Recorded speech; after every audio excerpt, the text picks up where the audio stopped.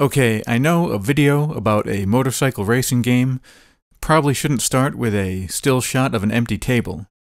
But, wait till you see what pops up on the table. That's right, a Sony PlayStation. That's amazing. No one's ever seen one of these before. But how about this? Yep, an original Sony PlayStation controller. That is also just incredible. Okay, I apologize for this unreal self-indulgence.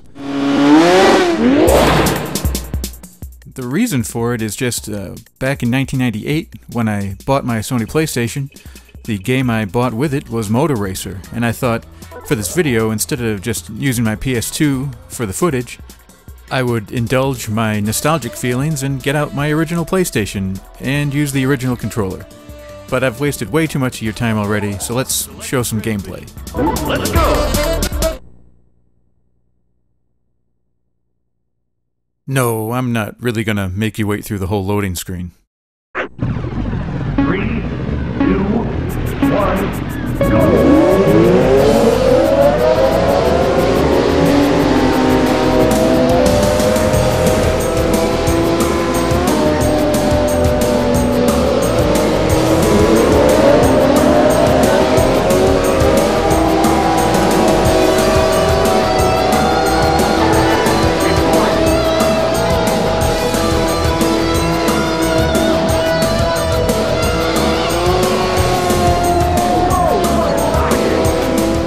The load times for this game really aren't that bad. It's about 20 seconds to load a track. But of course the important part is what happens after loading, and luckily what you get is a really fantastic arcade racing game. I kind of skipped through the options screen before, but it's basically pretty standard stuff. You've got practice, single race or championship modes. There's 10 different tracks to unlock, and reverse mode, and a selection of either dirt bikes or super bikes to choose from. And these have various strengths and weaknesses based on acceleration, grip, braking, and so on. Pretty typical stuff.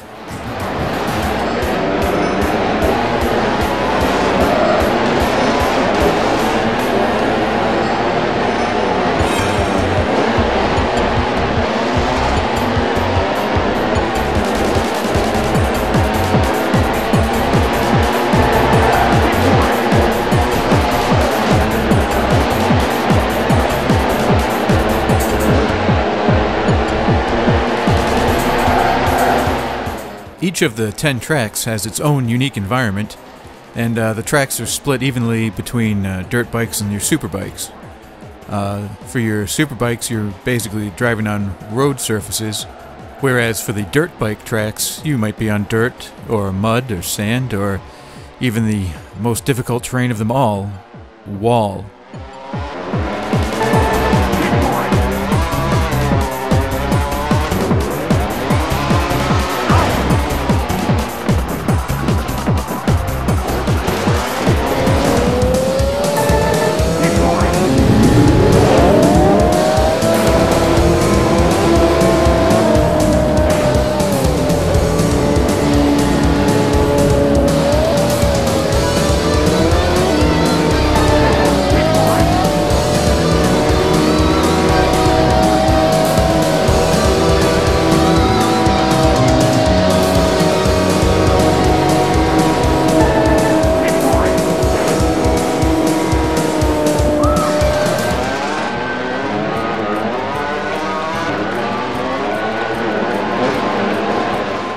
The music in this game is pretty good too.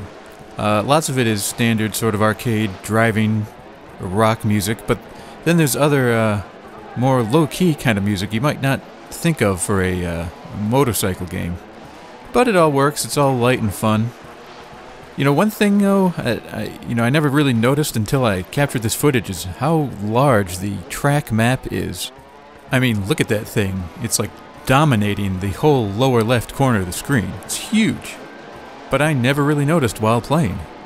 If it is distracting to you though, you can turn it off.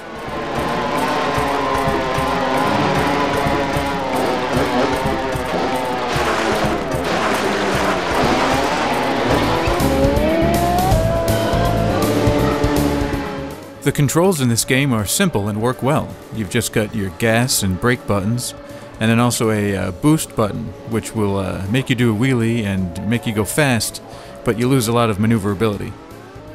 Moto Racer does support analog control with either the dual analog controller or the dual shock. If you do use analog control, your left stick is steering and your right stick becomes acceleration and brake. I should add that this game came out well before the dual shock did, so it doesn't support the vibration function of that controller. I think Moto Racer holds up well even today. It's certainly one of my favorite arcade racers, and I also like the 2 sequels that appeared on the PlayStation. There's even a fun version of Moto Racer for the Game Boy Advance. And in 2008 in Europe, Moto Racer DS came out. Although I'm not sure how related that is to the other games, because it went to a new developer. I do actually own Moto Racer DS, but I haven't really gotten to it yet. You know, it's in the backlog. Anyway, the original Moto Racer for the PlayStation is still a really fun arcade game, and it was the start of a great racing series. So if you like motorcycle racing games, Moto Racer will like you too. I don't know what that means.